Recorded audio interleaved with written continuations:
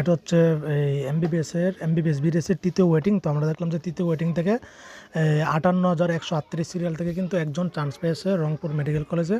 তো আসলে এটা হচ্ছে পার্বত্য কোটায় চান্স পেয়েছে, বুঝতে পারছেন? তো দেখেন যে বাংলাদেশের পার্বত্য নৃগোষ্ঠী জাতির জন্য কিন্তু কোটা আছে। তো এখানে কিন্তু নৃগোষ্ঠী জাতি কোটাতে কিন্তু আমরা জানি যে কয়েক কিছু সিট আছে।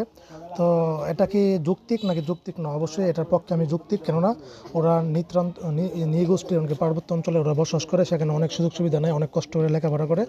তাছাড়া আপনি আমি কিন্তু ডাক্তার হবো কিন্তু পার্বত্য অঞ্চলে কেউ গিয়ে ডাক্তারি করবো না, বুঝতে পারছেন? তো সেক্ষেত্রে ওদের জন্য এটা প্রয়োজন আছে, অবশ্যই প্রয়োজন আছে। এই নৃগোষ্ঠী মুক্তিযুদ্ধ কোটার 300 সিট কিন্তু এবছর থেকে বাতিল করে দিয়েছে।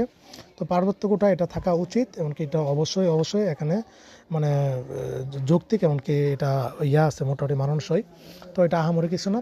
তো এই পোস্টটা আমার পেজ থেকে, ডক্টর স্মিথ টিউনি পেজ থেকে দেখেন যে মোটামুটি দেখলাম যে প্রায় 1,12,000 মানুষ দেখেছে পোস্টটা।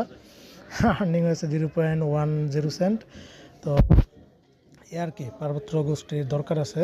আর তোমরা অবশ্যই ফেসবুকে আমার এই ডক্টর স্মেটটিমনি BD.com এর ওয়েবসাইটের পেজে অবশ্যই তোমরা ফলো দিবা। হ্যাঁ, এটার লিঙ্কটা কমেন্টে দিয়ে দিব, এই যে ডক্টর স্মেটটিমনি BD।